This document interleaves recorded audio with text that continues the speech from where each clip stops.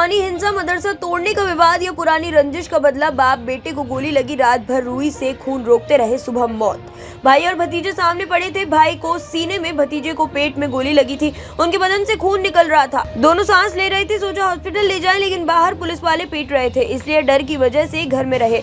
रात भर रुई से खून रोकते रहे। सुबह एम्बुलेंस आई, तब हॉस्पिटल ले गए, लेकिन तब तक दोनों जिंदा नहीं बचे। उत्तराखंड के हल्द्वानी की गफूर बस्ती में रहने वाले मोहम्मद आरिफ ये बताते हुए रोने लगते हैं।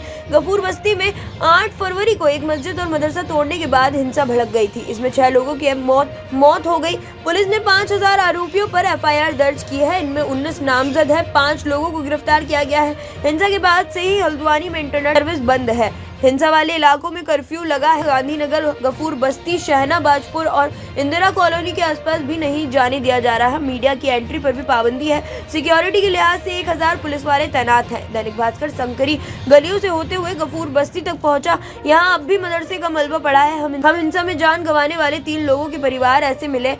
सबसे पहले मोहम्मद आरिफ के घर गए। हिंसा में उन्होंने भाई जाहिद और भतीजे अनस को खो दिया। 45 साल के सरिया सीमेंट की दुकान पर काम करते थे। उनका 16 साल का बेटा अनस अभी स्कूल में था। हिंसा के दौरान दोनों को गोली मार दी गई। जाहिद और अनस की लाश एक दूसरे से 200 मीटर दूर मिली। 8 फरवरी को क्या हुआ था, आरिफ सिलसिलेवार पूरी कहानी बताते हैं। कहते हैं, शाम का वक्त दंगा भड़का, तब मैं घर पर नहीं था। मुझे अपने बेटे की फिक्र हो रही थी, इसलिए मैंने जाहिद को घर जाने के लिए कहा। जाहिद दुकान से लौटा।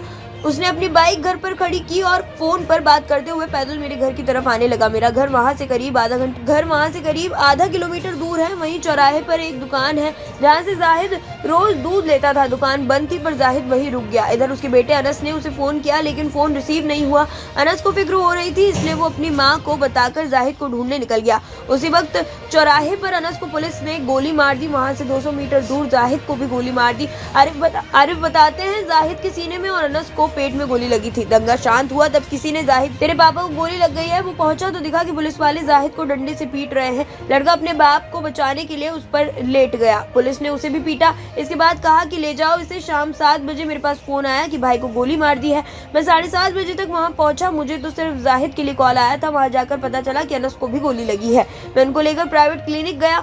वहां डॉक्टर ने कहा कि हॉस्पिटल ले जाओ। हमने हॉस्पिटल ले जाने की कोशिश की, लेकिन कोई गाड़ी नहीं मिली। बाइक से कैसे ले जाते, पुलिस वाले डंडे मार रहे थे।